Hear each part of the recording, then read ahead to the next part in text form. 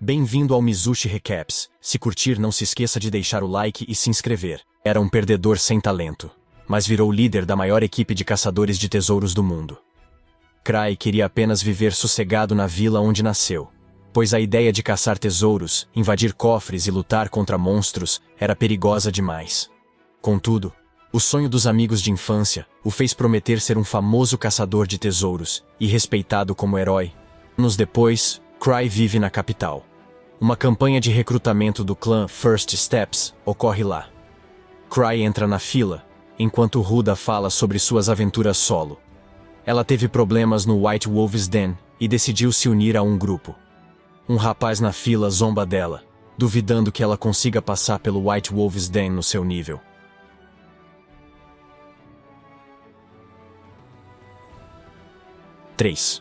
Ela se irrita com os comentários de Scarface, e a tensão entre eles aumenta. Cry prefere não se envolver nessa confusão e tenta se camuflar na parede atrás de si, enquanto um guarda chega para interromper a discussão entre Ruda e Scarface. Em seguida, eles entram na taverna, e Cry diz a Ruda que pode perguntar qualquer coisa, pois ele já participou de várias dessas reuniões. Ela pergunta sobre a festa mais chamativa, e Cry responde que é a melhor festa do clã, liderada por uma loira, um playboy chamado Ark. Com certificação nível 7 e só 5 companheiros, limpou um cofre de nível 7. Ruda se surpreende e pergunta sobre o lugar vazio ao lado da festa de Ark. Antes que Cry diga algo, Scarface chega e pergunta se ela não sabe que o assento é do líder dos Grievers, que fundou o clã First Steps. Scar diz a Ruda que a razão principal de ter tanta gente aqui é que os Grievers estão procurando um novo membro pela primeira vez. De repente, um ruivo furioso começa a gritar com os organizadores, perguntando onde está a festa dos Grievers, pois ele veio só por isso. Uma garota chamada Tino aparece para disciplinar o garoto, e embora o guarda tente impedi-la, nenhum dos dois quer recuar. Os caçadores na taverna querem ver uma luta. Cry diz a Ruda para sair com ele e evitar o fogo cruzado. Enquanto isso, Tino se aquece, mas sente uma presença familiar. Ela ignora a ruiva e olha ao redor. De repente, percebe Cryon vindo em sua direção, ignorando o ataque. Momentos depois, Tino o derruba no chão. Sua personalidade muda, e ela não é mais a máquina de matar, mas simpática, para Cry. Ela o chama de mestre e pergunta há quanto tempo ele está aqui. Nesse momento, Ark, o loiro, chega e diz a Cry que ele está atrasado porque não podem começar até que o mestre do clã e o líder dos Grievers apareçam. Todos ficam surpresos ao descobrir que o perdedor patético no chão é o líder do poderoso clã, e Cry deseja desaparecer. Sua história começou há 5 anos, quando fundou o Grievers Party com amigos de infância. Para realizar seu sonho, foram aos cofres dos iniciantes e os limparam rápido. Mas só os amigos faziam o trabalho, e Cry era desatento e vulnerável. Seus amigos pensavam que ele agia como isca para monstros de propósito. Ele não tinha habilidades reais e sabia que logo seria um fardo. Por isso, decidiu deixar a festa pelo bem dos amigos. Quando ele reuniu os amigos para dizer que ia desistir, eles o ignoraram como minha paixão me ignora e disseram que o grupo não tem líder, então ele devia ser o líder. Cry ficou surpreso que sua renúncia virou promoção, mas não teve escolha. Ele virou o líder do grupo, que logo se tornou o mais forte do mundo. De volta ao presente, Cry está sentado com Ark e Tino ao lado, disputando sua atenção. Ark diz que Cry deve ter chegado tarde de propósito para se misturar com os candidatos e avaliá-los enquanto escondia sua identidade. Cry quer explicar que isso não é verdade e que ele só se atrasou porque dormiu demais. Ark pergunta se ele encontrou alguém adequado para o grupo. Kai foca no ruivo violento de antes e pede que se apresente. O garoto diz que seu nome é Gil, e Cry acredita que, se o grupo de Ark o treinar, ele poderá desbloquear seu potencial. Ele sabe que não tem talento para observar pessoas, mas deixa nas mãos do deus da armadura de trama, que escolhe Gil. No entanto, ele impõe uma condição. Cry afirma que o mais importante para um Hunter é a força e a determinação de não desistir. Por isso testará todos para ver se são dignos de seu clã. Ele declara que, desde que virou Hunter, nunca perdeu, chocando a todos. Bem, ele também nunca esteve em uma luta de verdade. Cry tira um de seus anéis e declara que quem o pegar receberá sua recomendação para participar da festa da Ark. Ele joga o anel para a multidão, e Gil corre para pegá-lo, mas Tino reage rapidamente e o manda para o reino das sombras com um poderoso chute de suas coxas grossas. O anel voa de suas mãos, começa a rolar pelo chão, e todos os caçadores presentes na taverna começam a persegui-lo como cães raivosos. Cree afirma que o anel é um item de tesouro, então permitirá que quem o encontrar fique com ele. Ele deseja boa sorte a todos e diz a Ruta e Scar que os verá por aí. No dia seguinte, enquanto Cree relaxa em seu escritório, sua secretária Eva reclama da confusão causada pelo desafio de ontem e informa que a Associação dos Caçadores de Tesouro quer falar com ele. Cree quer enviar a ARC, mas está fora da cidade e precisa ir pessoalmente. Ao chegar, ele se ajoelha diante do chefe Gark e se desculpa. O chefe Gark, insatisfeito, pede à secretária que entregue a Cree um livro de missões difíceis. Cree procura uma missão fácil para passar a outro.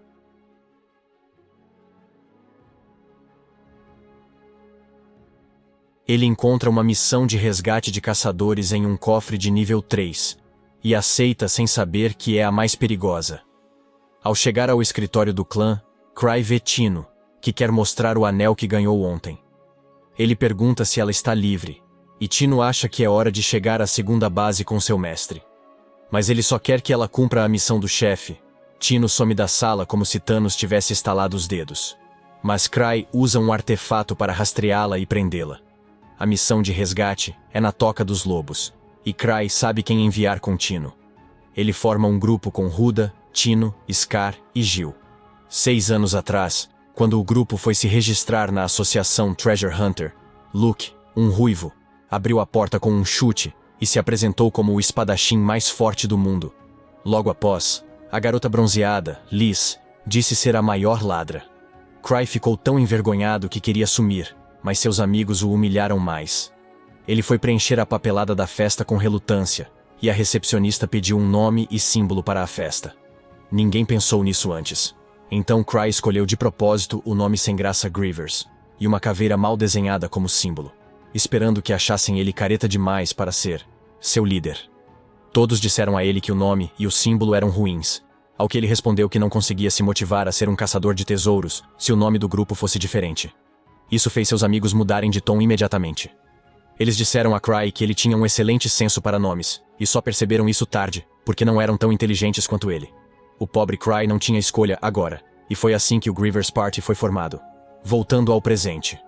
Cree está frente a 3 caçadores de tesouro, que ainda estão assimilando que ele é o líder dos Grievers. Eles questionam se ele é mesmo o caçador de nível 8 chamado Thousand Tricks, o que leva Tino a defendê-lo e mandar todos se ajoelharem diante do mestre Cree. Cree pede que ela não os intimide, mas a ruiva Jill diz que ele parece fraco demais para ser o verdadeiro. Cree ignora o assunto e pergunta se todos os presentes estão dispostos a ajudar Tino na exploração do cofre de tesouro de nível 3. Jill se recusa a obedecer Cree, e Scar começa a discutir com ele, pedindo que demonstre respeito pelo caçador de nível 8. Sem alternativa, Cree decide remover Jill da equipe, mas então, Jill o desafia para uma luta, dizendo que se tornará seu subordinado caso perca. Cree aceita o desafio, mas instrui que ele lute contra Tino, o líder da equipe e seu representante. Ele aceita o desafio e vão para a sala de treinamento. Jill diz a Cree que, após vencer a garota, o desafiará, mas Cree lembra que Tino é um caçador de nível 4, como ele. Tino larga as armas, dizendo que não precisa delas, e Jill joga sua espada fora também. Pino avança em direção a Jill antes que ele possa reagir. Ele desvia do primeiro golpe, mas isso só prepara para um chute forte que o lança contra a parede. Tino está seguro de que venceu, mas Jill se levanta e a ataca. Tino, porém, o derruba com um golpe no pescoço. Ela se vira, buscando elogios, e diz que ficou forte graças a ele. Ao se aproximar para ouvir palavras de incentivo, Jill permanece no chão, sem acreditar na derrota. Ele recorda como sempre foi o garoto mais forte, e sonhava em ser o espadachim mais poderoso. Ele se tornou um caçador de tesouros para realizar esse sonho, mas logo se tornou forte demais para seu grupo, e decidiu vir para cá. Depois disso, Cree lhe pergunta se ele deixou seu antigo grupo por causa da grande diferença de habilidades. Jill, surpreso, pergunta como ele sabe disso, e Cree responde que já esteve na mesma situação, mas ao contrário dele, o grupo deles permaneceu forte. Ele não menciona a parte crucial, que foram seus amigos que não o abandonaram. De repente, Cree toca a espada com os pés, e seu corpo se cobre de chamas. Jill fica surpreso, pois ainda não conseguiu manifestar chamas tão intensas. Mas Cry faz isso sem segurar a espada, então ele aceita que Cry é incrivelmente forte. Depois, Cry lê os detalhes da missão. Eles vão ao cofre do tesouro chamado White Wolf's Den para resgatar caçadores. Os monstros que enfrentarão são fantasmas dos lobos prateados que viviam na toca antes de serem caçados. Depois, a secretária Eva diz a Cry que ele não devia ter enviado Tino e os outros ao perigoso cofre do tesouro, mas ele diz que é só um cofre de nível 3. Cry menciona que a espada é uma relíquia do tesouro, e tão fácil de usar que até Jill pode manejá-la sem saber nada. Subitamente, ele se transforma em um verdadeiro otaku de relíquias, afirmando que as relíquias encontradas em cofres de tesouro são impressionantes e que deseja colecionar todas elas. Ele começa a sonhar acordado com a espada de Jill e se questiona se deveria tentar comprá-la dele. Eva o repreende, dizendo que ele já possui relíquias demais, mas ele responde que cada relíquia é única, então nunca se cansará delas. De repente, ele se lembra de que precisa carregar suas relíquias, então decide ir até um mago de sua guilda. Enquanto o mago carrega a relíquia, ela e seu parceiro contam a Cry sobre o lobo fantasma perto do covil dos lobos brancos, que destruiu uma caravana com guardas de nível 3. Além disso, os monstros no cofre estão mais fortes, e até uma equipe de caçadores de tesouro de nível 5 sumiu lá. Cry fica chocado ao ouvir isso e pega a página de informações da missão. Não tinha notado os nomes e níveis das pessoas a resgatar quando aceitou a missão. E, ao perceber que todos são nível 5, ele se apavora, achando que mandou Tino e os outros para a morte. Ao contar aos outros dois, eles também se assustam, mas acham que é assim que Cry treina quem tem potencial. Cry sai da sala, tentando acreditar que tudo ficará bem. Enquanto isso, a equipe de Tino está perto do cofre do tesouro, e o ambiente começou a ficar assustador. Mesmo sabendo que Cry lhe deu uma missão difícil, ela conforta os outros, dizendo que tem fé. Cry reuniu esse grupo por uma razão que só ele sabe. De repente, eles são atacados por um monstro lobo poderoso, usando armadura e uma arma. Tino fica aterrorizada, pois nunca pensou que os monstros daqui fossem tão fortes, mas decide lutar para cumprir a missão dada por seu mestre. No escritório de Cry, ele se sente culpado por enviar Tino e os outros ao perigo e decide ajudar. Ele puxa um livro na estante e revela uma sala secreta com suas relíquias. Seus olhos se fixam em um cofre com uma relíquia especial. Ao sair, Eva quase o confunde com um ladrão. Ao perceber que ele quer ajudar, ela nota uma relíquia proibida em seu pescoço, mas Cry a esconde, dizendo que não a usará. Ele diz que não há razão para isso, pois é muito arriscado. Ele então vai até a janela e avisa Eva que voltará logo.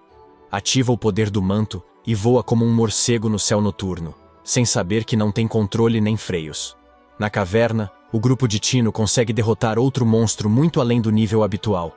Durante o confronto, Jill percebe que a mana da espada foi totalmente descarregada.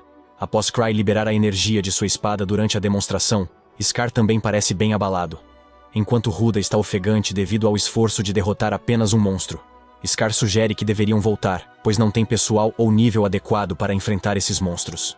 No entanto, Tino rejeita essa ideia, afirmando que Cry os enviou com um propósito, e que não irão decepcioná-lo de forma alguma. Ela chega a mencionar que a espada de Jill estar descarregada pode ser parte do grande plano dele. Com total confiança em Cry, ela avança e logo chegam à masmorra, onde encontram lobos monstros armados com arcos esperando do lado de fora.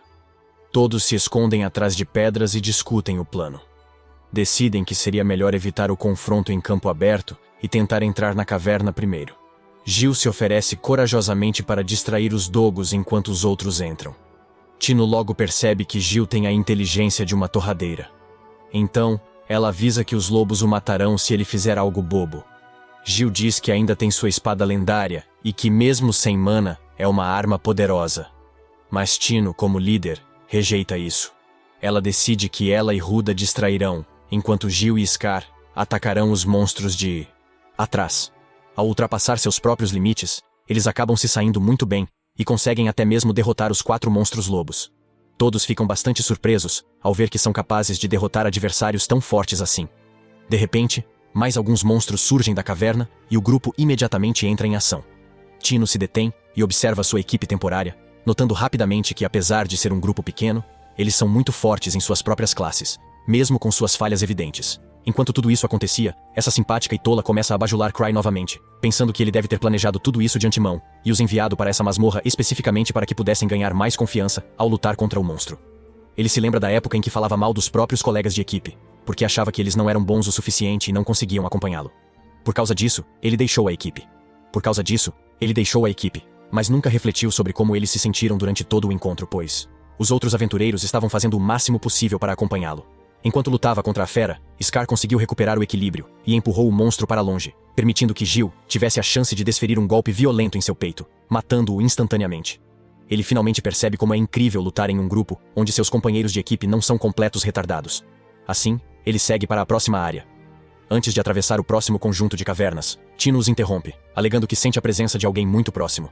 Scar pergunta se são as pessoas perdidas na caverna, mas Tino acha que Cry fez com que lutassem contra um monstro-chefe antes de recuperarem os membros feridos.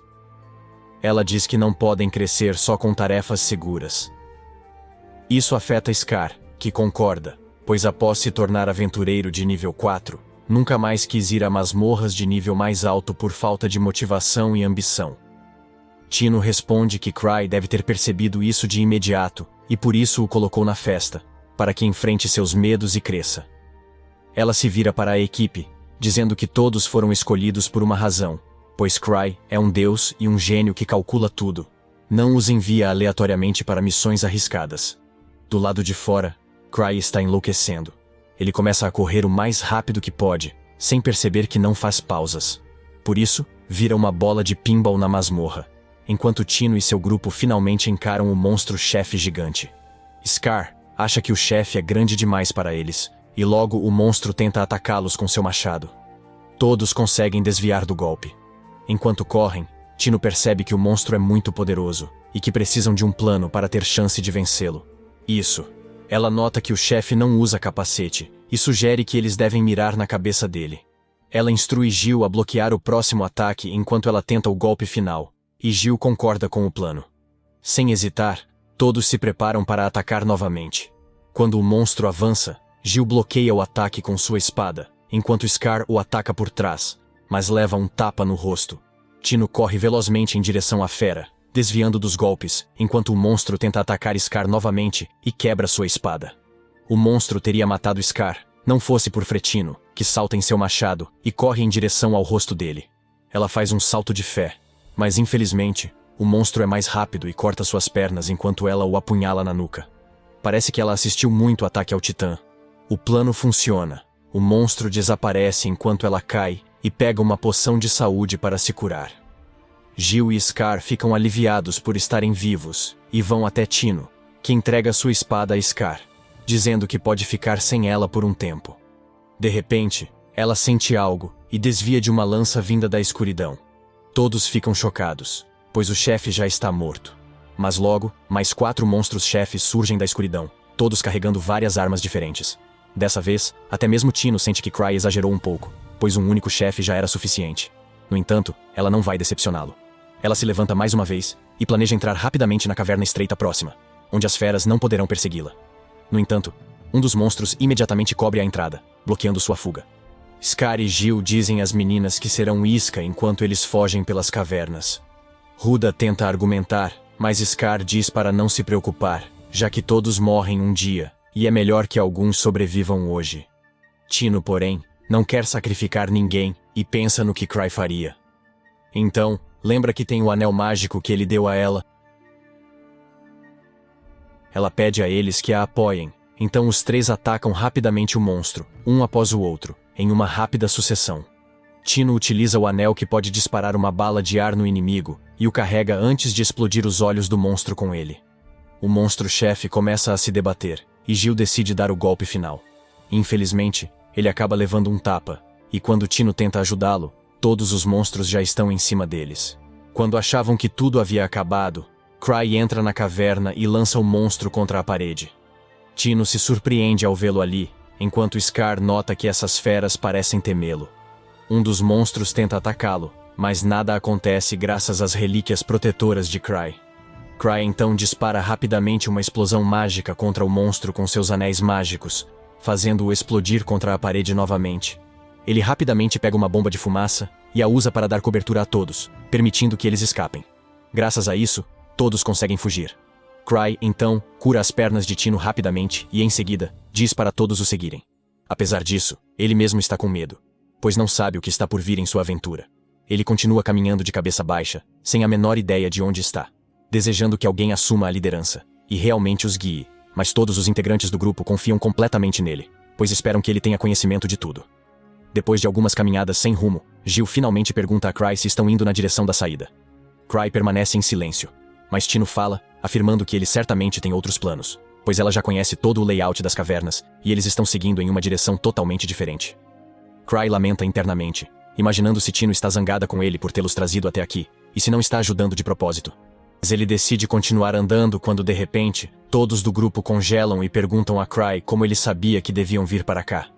Tino afirma com entusiasmo que Cry sabe de tudo, e todos correm para a caverna, onde encontram o grupo ferido perdido no cofre. Cry fica surpreso ao vê-los, pois os encontrou por acaso.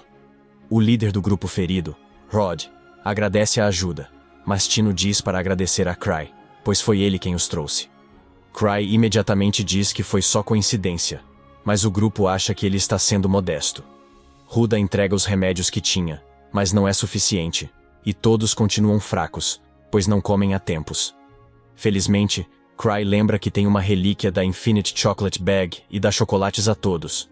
Scar conversa com Rod, mencionando que nunca pensou que um grupo de nível 5 teria problemas nessa caverna, e até Jill comenta que os monstros lobos eram fortes, mas não o bastante para eliminar um grupo de nível 5 totalmente equipado.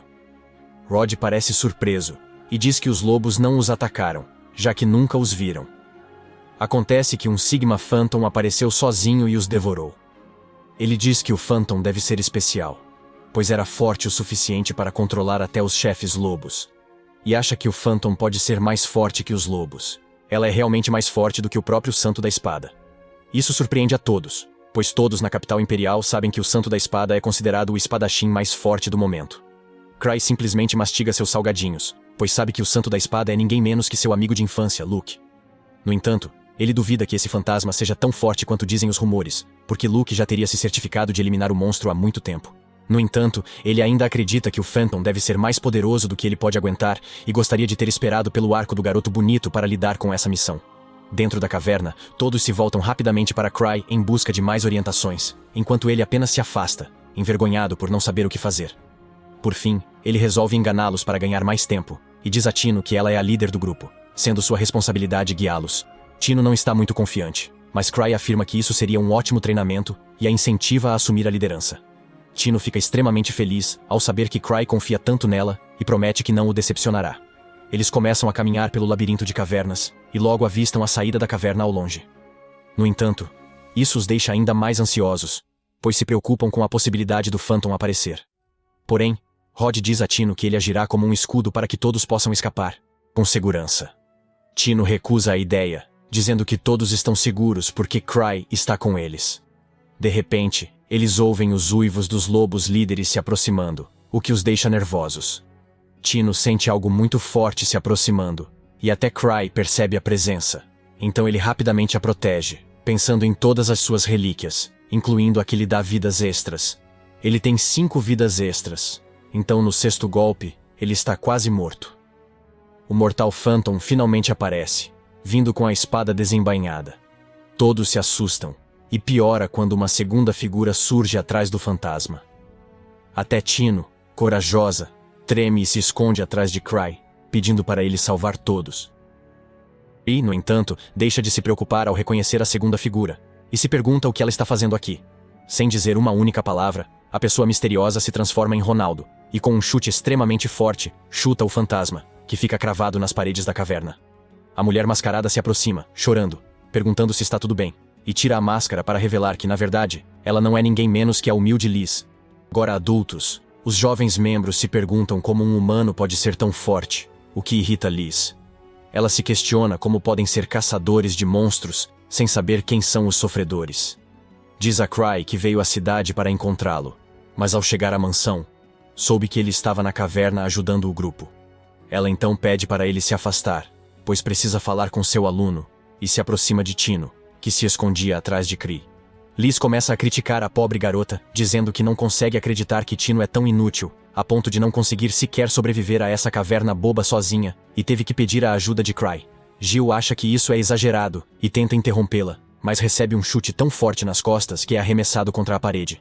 Liz então continua a repreender Tino, até que ela desaba completamente no chão. Mas Liz não tem intenção de parar, e Cry é muito covarde para intervir, até que Tino se ajoelha e pede desculpas. Liz por seus fracassos. Ele acha que é demais e intervém, dizendo a Liz que Tino fez um ótimo trabalho na missão, graças ao excelente treinamento dela. Liz muda de personalidade e se torna doce, perguntando se fez um bom trabalho ou não. De repente, eles percebem que o fantasma ressurgiu da parede, e atrás dele está um lobo gigante da América com uma enorme minigun na mão. Isso irrita Liz, que recoloca a máscara quando o lobo começa a atirar. Ela se move tão rápido que o tempo desacelera, e ela pega todas as balas facilmente. Então, ela salta em direção à fera e a elimina com um único chute na cabeça. Essa mulher poderosa volta-se para o Phantom, que se preparava para atacá-la. Ela agarra a espada com as mãos nuas, acerta um joelho no Phantom no ar e depois o soca no chão. Tino começa a chorar, e enquanto chora, sente pena dela. Sabe que não deve se envolver, pois não quer ser maltratado como o fantasma, que morre quando Liz o soca na cabeça. Liz finalmente se acalma e abraça Cry, dizendo que sentiu falta. Depois, escapam em segurança. E na manhã seguinte, Jill retorna ao campo de treinamento e dá sua espada mágica a Tino, dizendo que quer que Cry a tenha, já que vai treinar com ela. Ele se coça mais uma vez, porque deseja se tornar tão forte quanto Liz algum dia. No entanto, os outros membros não parecem muito otimistas sobre isso. Durante esse tempo, Tino reflete sobre as estranhas máscaras que os Grievers usam. Acontece que Cry foi quem pediu para criar essas máscaras para eles. Certo dia, Cry começa a procurar o lodo que deveria estar na cápsula em seu pescoço. Ele recebeu essa cápsula há um ano da alquimista mais talentosa de seu clã, que frequentemente entregava a ele seus produtos finais para serem guardados. Eram principalmente itens perigosos, e ela avisou que, se ele fosse descuidado com o lodo e o soltasse, poderia destruir a capital. Por isso, é alarmante ele não encontrá-lo. Cry sabe que, se pensar mais nisso, suas 2 células cerebrais restantes vão superaquecer e explodir. Então, convence-se de que o lodo nunca esteve na cápsula e que está se preocupando à toa. Ele vai ao prédio do clã, onde Eva, sua secretária, diz que a Associação dos Caçadores de Tesouro quer um relatório sobre o covil dos lobos brancos. Cry manda enviar o relatório a Tino, a líder da equipe. Eva informa que Tino está treinando com Liz, e ele sente pena da garota. Cry pergunta a Eva se algo importante aconteceu na capital. Ela diz que não, mas começará a investigar, e ele diz que não é necessário. Ele decide visitar Tino e deixa o resto com Eva, que pensa em como Cry sempre acerta suas previsões. Ela acredita que, se ele está preocupado com a capital, algo sério acontecerá em breve. Enquanto isso, Cry chega à sala de treinamento e vê muitos Hunters irritados fora dos portões. Um caçador de nível 6, Sven, diz a Cry para controlar Liz, pois só ele pode domar uma fera como ela. Todos precisam treinar, mas Sven está preocupado com a possibilidade de Tino morrer com o treinamento contínuo. Cry tenta transformar seu comentário em piada, mas ao abrir o portão da sala de treinamento, ele encontra Tino deitada no chão. Liz está na frente dela, ameaçadora, insultando-a e exigindo que se levante. Quando Tino não se levanta, Liz, tomada pela violência, decide acabar com ela com um chute poderoso. Felizmente, Cry a impede antes que ela ataque, e Liz o encara assustadoramente, perguntando se ele realmente está segurando-a. Ele sorri e diz que Tino chegou ao limite, então ela deve descansar hoje. Liz rapidamente se anima e diz a Cry que deixará Tino descansar, pois não pode mais lutar. Mas, de repente, Tino agarra sua perna. Ela usa toda a força para se levantar, querendo parecer incrível na frente de Cry, e diz a Liz que ainda pode lutar. Liz fica extasiada ao ouvir isso. Enquanto as garotas se preparam para a segunda rodada, Cry sai da sala de treinamento, pois sabe que morrerá se ficar. Lá fora, Sven pensa que esse era o grande plano de Cry para motivar Tino a ficar mais forte, e Cry deixa que ele acredite. Depois, eles tomam chá, e Sven diz que o caso do covil dos lobos brancos ainda não foi resolvido, com alguns fantasmas ainda atacando na Estrada do Norte. Ele pergunta a Cry o que fazer, mas não sabe. Cry deseja que ARC esteja aqui, já que ele é melhor em tudo, exceto na armadura de enredo. Então, ele tem uma ideia e passa o caso para Sven e sua equipe. Envia-os à Associação de Caçadores para conhecer Gark, e diz a Sven para ver isso como treinamento. Cry sai contente, impressionado com sua rápida solução. Mas um dos subordinados de Sven não está impressionado. Ele diz que mesmo sendo o líder, nunca viu Cry fazer algo que valha a pena. Sven responde que não deve julgar Cry tão rápido, pois ele é um verdadeiro monstro. Por outro lado, Gark, da Associação Hunter, pensa o mesmo. Ele acredita que, embora tudo pareça igual no covil dos lobos brancos, Cry deve saber algo, pois não iria lá sem motivo. Deles, em um laboratório subterrâneo, um velho mago reflete sobre o papel de Cry no caso recente. Ele pertence a uma organização secreta chamada Torre Akáshica, que busca criar cofres de tesouro artificiais, manipulando a energia terrestre. O velho mago é a mente por trás do planeta e responsável pela mutação de fantasmas no covil dos lobos brancos. Ele nunca imaginou que Cry, um caçador de nível alto, entraria no cofre e descobriria o plano. O feiticeiro o vê como perigo e diz que devem abandonar o local e ir para outro lugar, pois sem o chefe de segurança, que está fora, não podem enfrentá-lo. Enquanto isso, Cry sonha com uma gosma negra gigante queimando a cidade. Ele acorda suando, pois o calor da cidade em chamas parecia real. Mas na verdade era Liz, que se aconchegou em sua cama. Isso não surpreende Kai, e ele nem reage a Liz, já que é algo comum. Ela pergunta se ele está livre hoje, pois tirou folga do trabalho e do treino, e sugere que aproveitem para sair e se divertir. Cry concorda com qualquer plano dela, pois é melhor do que trabalhar. Mas, ao chegarem ao prédio do clã, ficam surpresos ao ver Gark, que veio porque Cry sempre dava desculpas. Gark diz que precisa falar com Cry, mas Liz o confronta, dizendo para ele resolver seus problemas e parar de depender de Cry.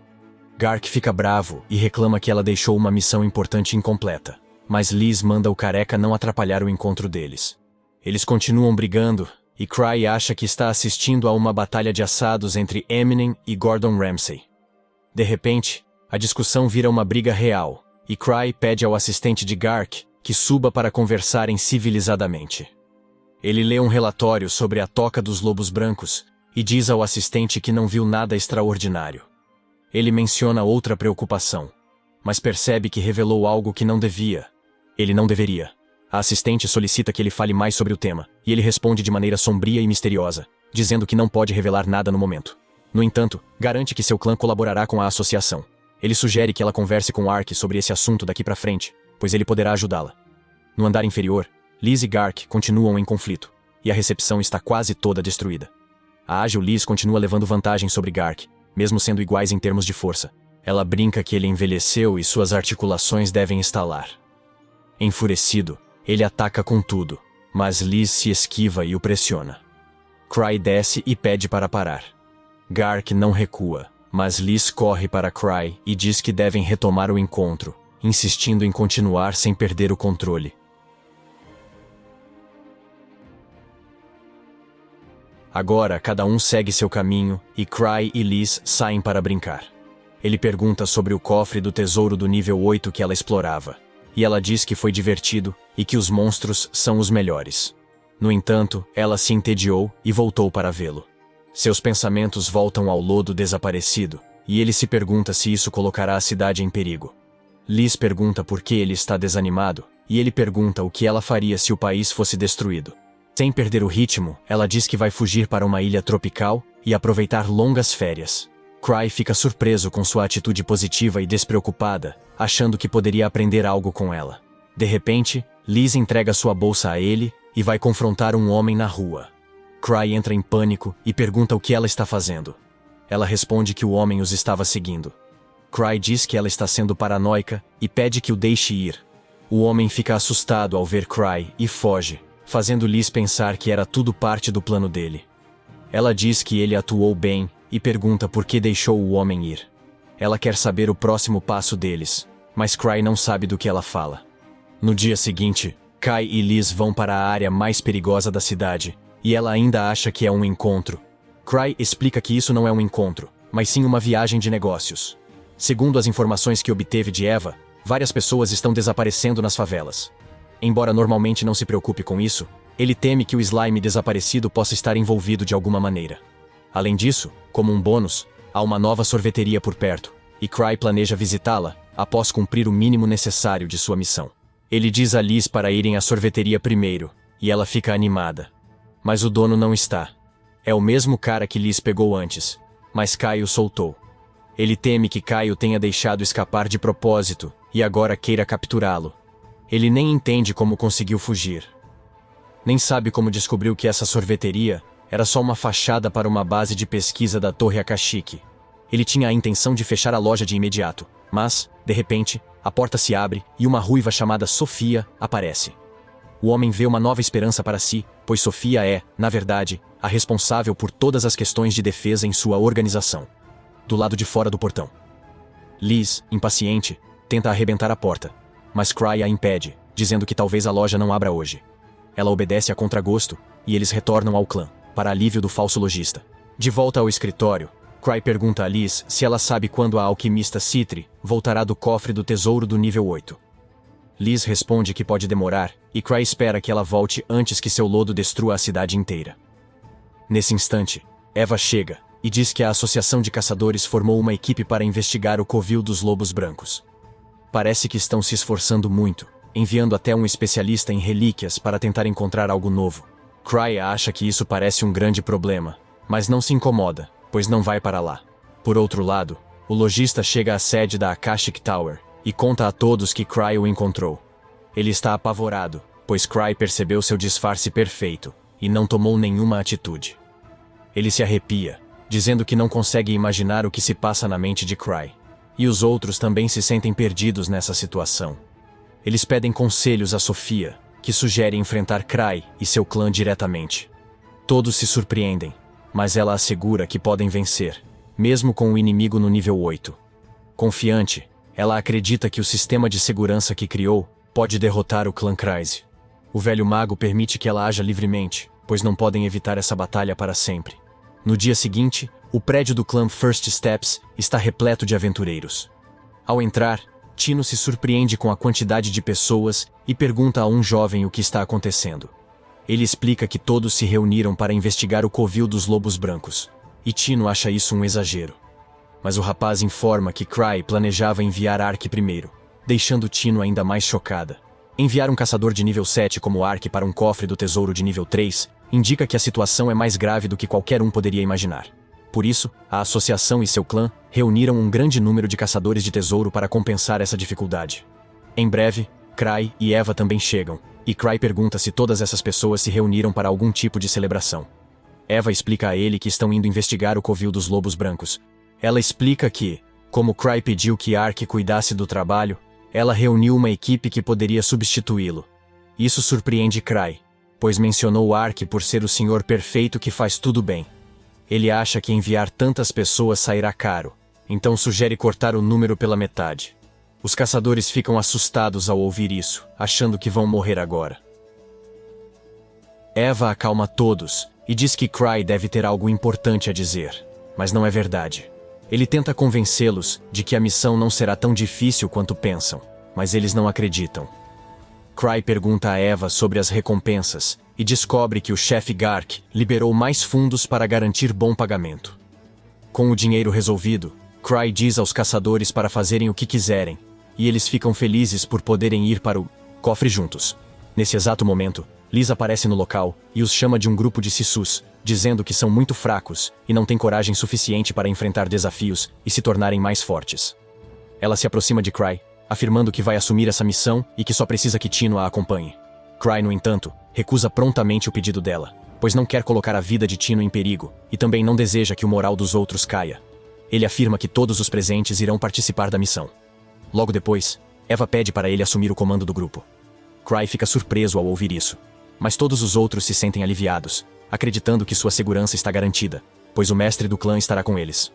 Cry percebe que não pode simplesmente recusar-se a ir com eles, então diz que se juntará ao grupo mais tarde.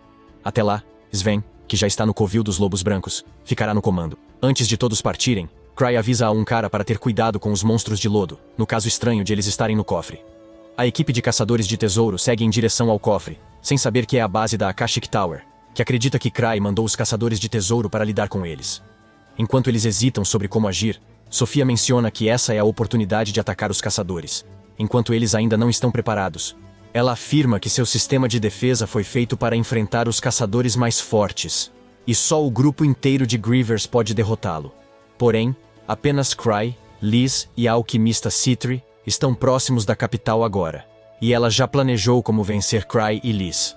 Citri é a única sem uma estratégia certa, mas parece que Sofia tem uma questão pessoal com ela, e promete derrotá-la pessoalmente. Ela afirma que Citri descobriu a teoria de seu mestre sobre criar novos cofres de tesouro, e que também está tentando isso. Sofia diz que precisam impedi-la, e pede ao mago permissão para usar todo o poder de fogo contra ela. O mago permite e a nomeia comandante das forças para essa batalha, mas seu segundo em comando não parece animado. Acima deles, Sven e seu grupo não veem nada estranho, mas ele acredita que Cry os enviou ali por um motivo especial. De repente, ele recebe uma ligação e pede ao colega para soprar o apito de emergência, alertando os outros caçadores de tesouro. Ao saírem, Sven conta sobre a mensagem de Cry, avisando sobre um monstro de lodo. Os caçadores de tesouro ficam furiosos por terem que seguir ordens de alguém que nem tem coragem de estar presente. Sven diz para confiarem no julgamento de Cry, e conta uma história sobre quando ele os convidou para uma festa de observação de flores, pedindo que trouxessem suas armas. Assim que Cry fez o brinde, um cofre do tesouro apareceu atrás dele, mostrando que ele havia previsto isso. Os caçadores ficam surpresos, e Sven reforça que as informações de Cry são mais valiosas do que qualquer coisa que possam encontrar. De volta ao escritório de Cry, Liz insiste para que ele lhe dê trabalho, pois quer mostrar suas habilidades de luta.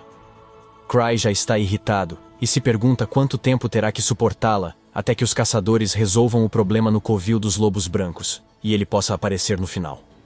Nesse momento, a alquimista Citri chega e diz a Cry que veio ajudar a lidar com uma organização forte e inteligente, que pode ser uma ameaça. Cry afirma que em breve a lama será eliminada do mundo. Cry expulsa Liz e Tino do escritório ao saber de Citri detalhes sobre a Akashic Tower. Em outra parte da cidade, Gark veste sua armadura de batalha para entrar no cofre do tesouro e provar que seus dias de glória continuam. Seu assistente tenta detê-lo, pois ele pode distender músculos e machucar a coluna. De repente, Citri aparece para vê-lo e compartilha informações cruciais sobre seus verdadeiros inimigos. De volta ao escritório de Cry, ele reflete sobre como Citri era a única pessoa do círculo de amigos que não possuía uma força extrema. Ela sempre soube que não conseguiria lutar na linha de frente e desejava encontrar outra maneira de apoiar seus amigos.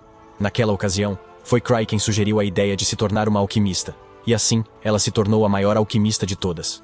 Citri explica a Cry que o lodo que ela criou tem a capacidade de se adaptar rapidamente ao ambiente e evoluir, mas é bastante instável, protótipo que não deu certo. Contudo, ela garantiu que ele nunca me atacará, nem a Cry. Ele fica aterrorizado, pensando que o restante da cidade ainda pode estar em perigo. Ele contou a Citri que não tem ideia de como ou quando o lodo desapareceu. Então ela simplesmente supõe que ele deve ter deixado a cápsula e escapado pelo sistema de drenagem. Cry sente um certo alívio por ela confiar nele sem questionar. Em seguida, Citri menciona que há mais uma coisa sobre a qual ela precisa conversar, algo que pode ser ainda mais perigoso do que a fuga. Lodo. De volta ao covil dos lobos brancos, Swain descobre através dos reforços que Cry não se juntará a eles tão cedo, e também não permitiu que Liz viesse. Swain sente um alívio silencioso por não ter mandado a impetuosa Liz para cá, e decide incentivar todos os caçadores de tesouro. Ele pergunta se estão prontos para enfrentar um slime, e todos os caçadores dizem que até crianças conseguem derrotar slimes. Então não precisam se preocupar com eles. Bem, Sven já esperava por isso, e amaldiçoa Cry por não dar mais informações úteis. Nesse instante, um caçador muito feio resolve entrar no cofre, achando que estratégias são para fracos. Todos riem dele, e Sven comenta que ele pode ser a primeira vítima dos monstros, e que aprenderão algo com sua morte. O feio idiota os chama de maricas, enquanto entra no cofre. Então, alguém timidamente levanta a mão para perguntar. A ruiva parece muito com Sofia, chefe de defesa da Akashic Tower, mas diz ser uma alquimista do clã Crise. Afirma ter trabalhado com Citri na pesquisa de slimes, e mostra um frasco de remédio que pode matar qualquer slime, não importa o quão forte seja. Depois, Sven incentiva os caçadores de tesouro a buscarem a glória, mas a voltarem vivos para casa. A investigação começa, e no fim do dia, eles só encontram Wolf Phantoms, um pouco mais fortes que o normal. Sven se pergunta se Cry errou dessa vez, mas acha que seria bom se fosse verdade. Nesse momento, o idiota feio com um IQ negativo chega e diz que se todos aqui não tivessem medo de slimes, a missão já teria acabado. Ele vai à floresta regar uma árvore e amaldiçoa Cry por dar ordens, mas não ter coragem de vir. O lobo vai para o local da ação. De repente, ouve um som estranho e decide investigar. Fica surpreso ao ver 2 homens e um grande lobo acorrentado. Os homens são da Akashic Tower e estão ali para colocar a noz do Hulk no lobo, tornando-o super forte para derrotar muitos caçadores, como Sofia planejou. Hugo percebe que algo está errado ao ver a injeção gigante e corre para enfrentar os 2 homens. Ele nocauteia um cara, mas o outro lança bolas de fogo contra ele. Ele consegue bloqueá-las antes de dar um tapa no sujeito, e em seguida, pega o cara alto para espancá-lo primeiro e depois fazer perguntas. O cara alto pergunta se ele foi enviado por Cry, mas Hugo responde que está agindo por conta própria. Enquanto ele bate no cara, seu parceiro injeta o soro de aumento de poder no lobo, que de repente começa a derreter por fora, mas se torna ainda mais perigoso por causa disso. Os 2 homens afirmam que esse monstro buscará a maior quantidade de mana U nas proximidades e a absorverá para se tornar ainda mais poderoso. O monstro suga rapidamente a mana U dos 2 magos, e Hugo soa um apito para alertar a todos. Sven diz para todos se prepararem para lutar assim que ouvirem o apito, e eles se reúnem do lado de fora da floresta, armados e prontos para a batalha. Em breve, Hugo aparece correndo, gravemente ferido e sem um braço, dizendo que Cry estava certo o tempo todo e que era um monstruoso lodo muito poderoso. Está na floresta. Nesse momento, o Wolf Phantom, transformado em lodo pelo soro derretido, surge e Sven atira uma flecha para destruir suas pernas. Antes de tudo, os magos lançam ataques de fogo e gelo no lodo de lobo, mas não o afetam. Enquanto isso, Sven e o curandeiro vão até Hugo, que diz ter visto 2 misteriosos bastardos injetando algo no lobo fantasma, transformando-o em lodo. A gosma de lobo sai ilesa da magia, e Sven tenta ataques físicos. Ele mira o arco no lodo e dispara meia dúzia de flechas, mas sem efeito. Sven se choca ao ver que nem magia nem ataques físicos funcionam. Ele diz aos caçadores para lutarem ao máximo. O lodo de lobo ataca ferozmente, e Sven instrui a manter distância e desviar, pois o monstro é forte e perigoso. Devagar. Ele então corre em direção a Not Sofia e pede o produto químico antimofo que ela tinha com ela. Ela explica que o lodo deve se autodestruir se entrar em contato com o medicamento, e Sven decide que sua missão é garantir que isso aconteça. Ele começa a correr enquanto tenta atrair o lodo lobo que, de repente, pula em sua direção. Sven rapidamente coloca o frasco no chão e se desvia para o lado. A gosma de lobo cai sobre o frasco, quebrando-o, e ao tocar o produto químico, várias explosões ocorrem em seu corpo, uma após a outra. Todos acham que a luta vai acabar, mas o lodo de lobo absorve as explosões e sobrevive. Sven está desanimado porque o lobo não era uma gosma, senão teria morrido. O homem de armadura diz que Cry mencionou que era uma criatura semelhante a uma gosma, não uma gosma, e Sven começa a amaldiçoar ele e os sofredores. De repente, Citri chega para ajudar, pois implorou a Cry para liderar o covil dos lobos brancos. Explica a Sven que a razão pela qual eles não conseguem ferir o lodo de lobo é que sua mana densa está funcionando como uma barreira protetora. Ela mostra interesse nesse monstro singular que nunca havia encontrado antes. Com um olhar rápido, ela descobre exatamente como o fantasma lobo se derreteu e se transformou em um lodo. Ela se aproxima cautelosamente do monstro perigoso, esquivando-se casualmente de seus ataques ao perceber que ele está caçando pessoas com mais mana para restaurar seu corpo ao estado normal. Ela sente pena dele, achando que é um experimento fracassado de alguém, e decide matá-lo por misericórdia. Ela joga um frasco no lobo de lodo e pede a Sven que atire. O gavião arqueiro aprimorado acerta o frasco e a cabeça do lobo. Ela explica que o antimonometal anulou as defesas do monstro. Nesse instante, Gark também chega com seu equipamento de batalha, e Sven se surpreende ao vê-lo assim. Citri explica que pediu carona a Gark mais cedo, pois, ao contrário de Liz, ela não podia correr até aqui. Isso não esclarece Sven, então Citri diz que tem uma ideia do que aconteceu e quem está por trás. Ela leva todos a um acampamento e explica sobre a Akashic Tower e seu líder, o Mestre Magus. Os caras com cara de funcionário dizem que o Magus foi banido da capital imperial há muito, e ela pergunta se realmente acham que banimentos são proibidos, são úteis. Ela diz que este cofre é a base da Torre Akashic, e Sofia sugere que podem haver muitos equipamentos importantes aqui. Citri conhece bem essa garota e confirma que é verdade, devendo impedir que alguém encontre sua pesquisa.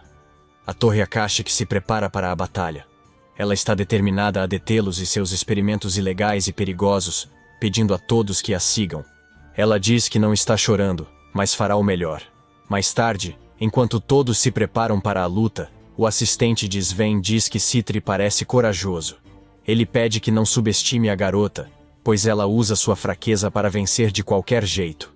Nesse sentido, ela é um monstro como os outros sofredores. Por outro lado, Liz está no colo de Cry pedindo para ajudá-la e ajudar Citri, pois é a mais fraca, mas ele se recusa firmemente para entreter suas birras.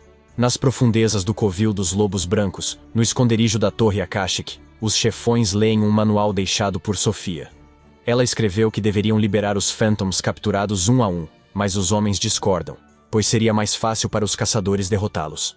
Apesar de seu mestre ter dado autoridade total a Sophia, os homens acreditam que uma mulher não entende de guerra, e por isso, devem assumir o controle. Eles ignoram as instruções e lançam todos os Phantoms de uma vez.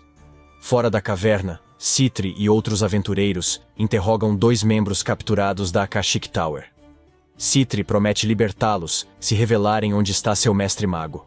Os 2 estão dispostos a morrer pelo mestre, mas a pergunta era apenas uma armadilha. Citri só queria confirmar que Magus era o cérebro por trás de tudo. Operação. Ela informa aos 2 prisioneiros que podem fazer isso de forma fácil, ou da maneira que ela decidir. Eles se recusam a cooperar, então ela decide usar um soro da verdade neles.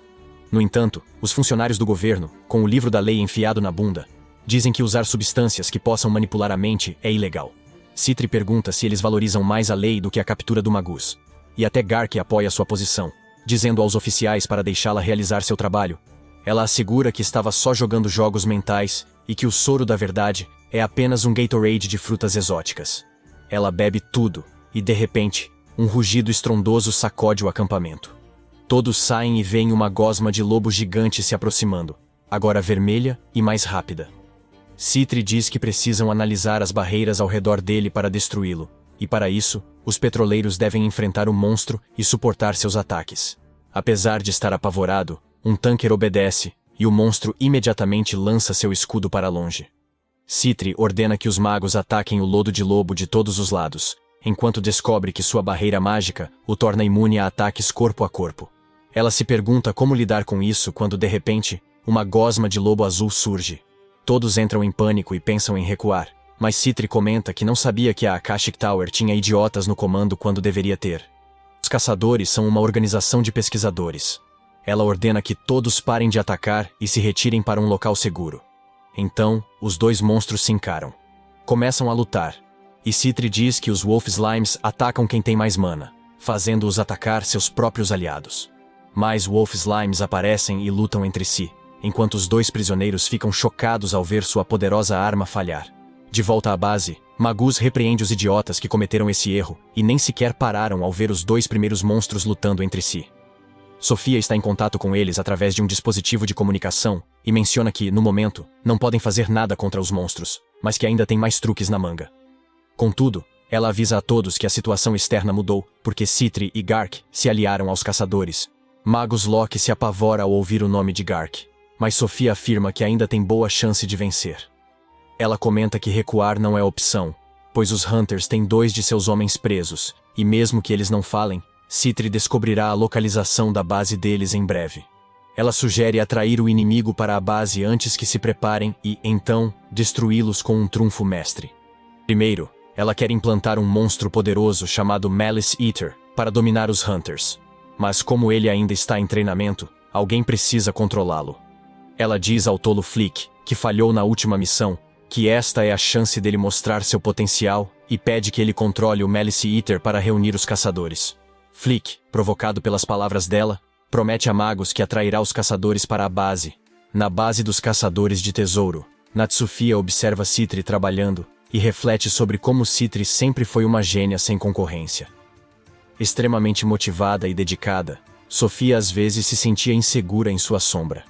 De repente, Sven se aproxima e interrompe seus pensamentos. Ele comenta que o remédio antimofo dela falhou no monstro anterior porque não era um lodo, e Cry deveria ter dado mais detalhes. Ele rapidamente muda de assunto e pergunta por que os 2 prisioneiros estão olhando para ela, já que, na opinião dele, ela não é a mais atraente do acampamento. Sofia diz que não sabe, e Sven pede para ela procurá-lo se algo acontecer. Logo depois, Citri descobre a localização da base da Torre Akashic, analisando o terreno e o fluxo de mana na região. Eles ficam surpresos. Então, Citri pergunta aos prisioneiros se ela acertou. O pânico deles confirma sua teoria, e eles chamam a alquimista ruiva para libertá-los. Chamando-a de Sofia, os caçadores perguntam sobre o que falam, e Citri diz que Sofia é sua arqui-inimiga e aluna de Magus. Ela tentou achá-la por muito tempo, mas nunca encontrou mais do que atrás. Ela acredita que capturar Sofia e Magus é essencial para destruir a Torre Akashic, e planeja resolver de vez as contas com Sofia. Perto dali, Cry, Liz e Tino se aproximam da base. Liz praticamente o trouxe até aqui, e Cry teme morrer, pois suas relíquias não estão carregadas, e ele não tem anéis de segurança suficientes.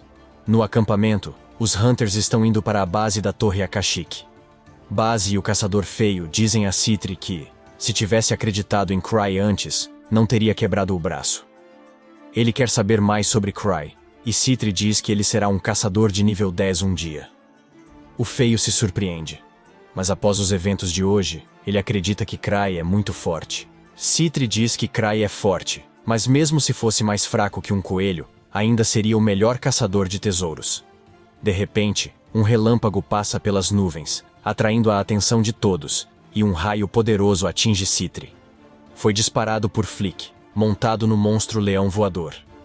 Ele se vangloria de seu feitiço supremo que pode matar instantaneamente, enquanto desce até onde todos os caçadores foram derrubados. Citri sai e diz que vai mostrar ao mestre que é melhor que Sofia. Para surpresa de todos, Citri se levanta de repente e diz que está acostumada com esse nível de feitiço, já enfrentou coisas piores em cofres de tesouro. Flick se apavora, pois esse era seu feitiço mais forte. Então, Citri atira em Sven com uma pistola de água, curando-o instantaneamente. Ele ataca Flick e o derruba, antes de enfrentar o monstro-leão, que o derrota facilmente. Ele ataca, mas de repente, Gart surge e parte o monstro ao meio com seu machado, enquanto Citri cura a todos com a pistola de água. De volta à base, Magus está furioso porque Flick, o idiota, levou apenas um monstro, quando deveria ter levado todos. Seus subordinados dizem que o ataque final de Flick foi inútil, e que os caçadores ainda estão se dirigindo à base. Eles querem que Magus fuja enquanto enfrentam os caçadores, mas ele discorda. Ele afirma que ainda tem um trunfo, e Sofia. Até perderem ambos, não podem abandonar sua base. Ele diz que é seu dever observar as batalhas dos discípulos, emocionando a todos. Magus ordena que lutem com todas as forças, e seus subordinados prometem vencer. Enquanto isso, Citri e os outros acharam a entrada da base da Akashic Tower, mas Sven acredita que não devem entrar sem se prepararem. Gark diz que ele é toda a preparação que precisam. Pede a Citri e Sven que confiem nele e entrem na caverna, pois quer mostrar a Liz que ainda tem coragem. Eles avançam em direção à caverna, mas os membros da Akashic Tower também estão prontos para enfrentá-los em seus leões voadores. Mas isso é só uma manobra para ganhar tempo enquanto Magus ativa seu trunfo. No laboratório, ele aperta botões e uma estátua de pedra se despedaça, surgindo um golem. Magus diz que é a maior arma da Akashic Tower e confia que os inimigos não a derrotarão. O golem sai da caverna, onde Gark está pronto para lutar. Ele balança sua espada pesada contra o velho, que usa toda sua força para bloquear. Vendo o melhor combatente inimigo, Corner, os membros da Akashic Tower decidem atacar. Eles voam fora do alcance de Sven e dos outros, e enquanto todos estão lutando ou esperando, os dois prisioneiros tentam cortar as cordas das mãos. Um leão voador ataca Sven e o fere, mas ele se cura e diz a seus amigos para manterem o moral. As coisas parecem ruins para os caçadores de tesouro, mas Liz chega e atinge um leão voador com super velocidade, derrubando-o.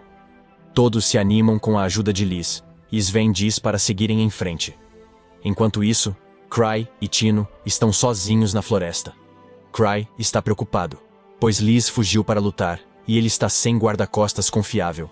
Quando de repente Tino sente uma presença, ela alerta Cry e pergunta se deve lidar com quem está próximo deles. Cry pede que ela os deixe em paz, acreditando que são apenas animais selvagens. No entanto, as pessoas que Tino sentiu são, na verdade, os prisioneiros da Akashic Tower, e eles ficam confusos sobre o motivo de Cry estar permitindo que eles vão embora. Cry nem sequer tem conhecimento da existência deles, e quando decide retomar a jornada, a energia de suas lentes de visão noturna se apaga de maneira repentina. Ele então pede a Tino que indique o caminho a seguir. De volta ao campo de batalha, Liz está derrotando os leões voadores e pergunta aos outros caçadores de tesouro como podem enfrentá-los. Ela chama Citri de fraca, e Citri pergunta o que ela está fazendo aqui. Liz diz à irmã que implorou a Cry para vir e volta à ação. Ela se move como o Flash para atacar o Golem, mas é mais difícil do que esperava. Ela continua atacando o Golem com tudo, empurrando-o e fazendo-o se quebrar. Um pouco. Gark não quer perder para ela, então ataca o Golem com seu machado, congelando-o no ponto de impacto. O Golem cai quando Sven mira nele. Ele perde energia por um segundo, mas logo se reinicia e avança. Gark balança seu machado de gelo no Golem, mas ele desvia e salta por cima. Ninguém acredita que um pedaço de sucata assim possa ser tão ágil, lembrando-os de Ansem, um dos 6 Grievers, que é quase igual. Liz se pergunta se esse Golem é tão grande e ágil quanto o outro. Ela pensa se o Golem é do mesmo modelo que seu amigo, mas isso não importa, pois precisa destruí-lo. Ela tenta atacá-lo, mas não consegue. Ela salta para atacar, mas o Golem revela um canhão e dispara.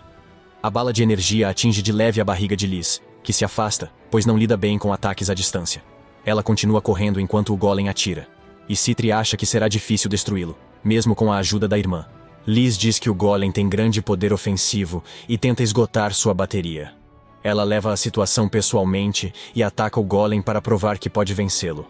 Acerta um combo poderoso e o derrota. Gark ataca o pé do Golem para finalizar.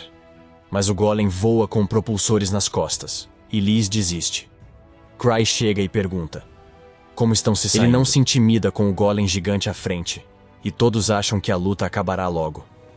Com o caçador mais forte no local, o Golem de repente voa em direção a Cry, e Tino se agarra a ele com medo.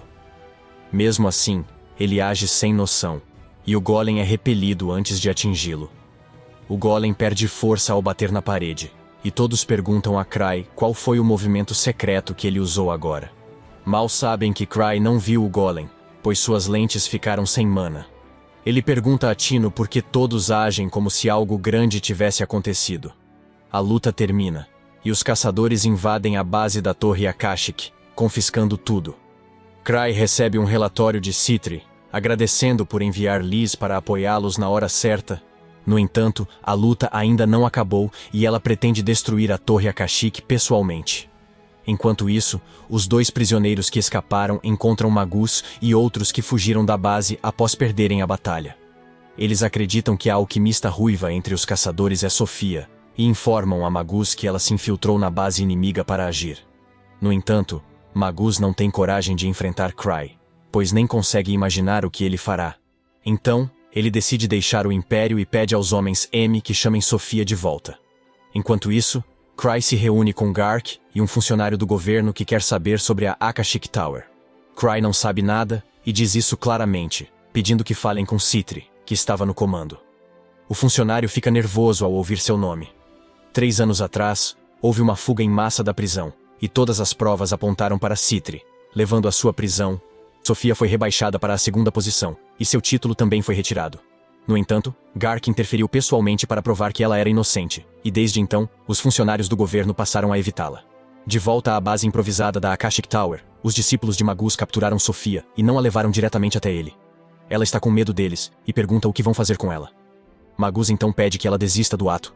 Contudo, a garota insiste que não é Sofia, e quando um leão voador se mostra hostil, Magus percebe que ela fala a verdade. Nesse instante, a verdadeira Sofia surge com uma garrafa de vinho, deixando todos confusos. Sofia, porém, não reage ao ver sua sósia e diz a Magus que, embora sejam idênticas, ainda há diferenças perceptíveis entre elas. De repente, ela tira a peruca e o manto, revelando que é Citri, e todos entram em pânico. Magus pergunta como ela ousa se passar por Sofia, e Citri diz que é a mesma Sofia que ele conhece. Todos ficam chocados e pensam que Citri os traiu desde o começo. Ela afirma que não é verdade e que entrou para a Akashic Tower porque ficou impressionada com o trabalho de Magus. Ela ainda respeita a curiosidade e sede de conhecimento dele e o ajudou para ver resultados. No entanto, ela diz a Magus que agora precisam parar. Ela explica que Cry deixou seus homens irem, mesmo capturados, e não agiu contra eles, porque estava avisando-a para parar e voltar para ele. Ela garante a Magus que não contou nada, mas Cry pode ver através das mentiras. Ela afirma que ele organizou tudo para testar em suas pesquisas contra caçadores de alto nível, e geralmente foi bem sucedido. Quando o Golem o atacou ontem à noite, ela interveio para evitar sua destruição.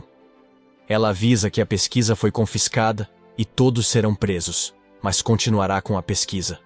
Como a tal Sofia nunca existiu, ela nunca será encontrada, e toda a culpa cairá sobre Magus. Citri caminha até sua assistente, dizendo que seu cabelo vermelho se destacava na multidão. Então, ela imitou sua aparência.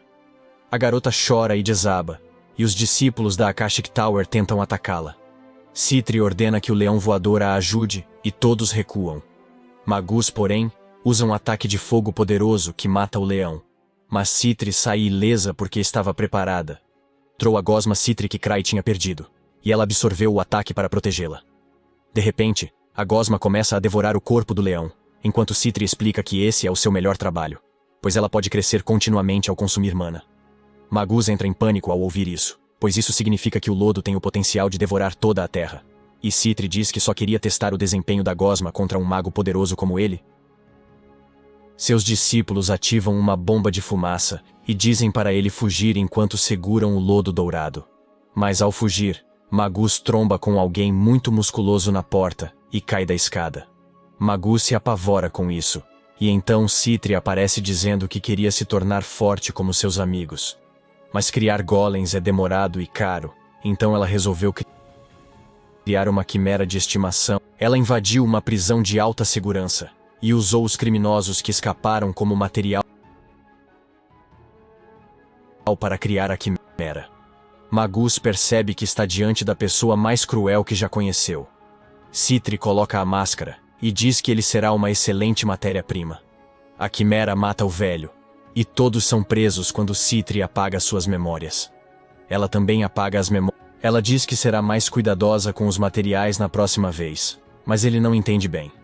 Se gostou do vídeo, inscreva-se no canal e veja o próximo vídeo. Isso ajuda muito. Bem, pessoal, esse é o fim do vídeo. Se gostou, comente para a próxima parte. Se inscreva no canal, ative o sino e deixe o like. Obrigado por assistir e até a próxima.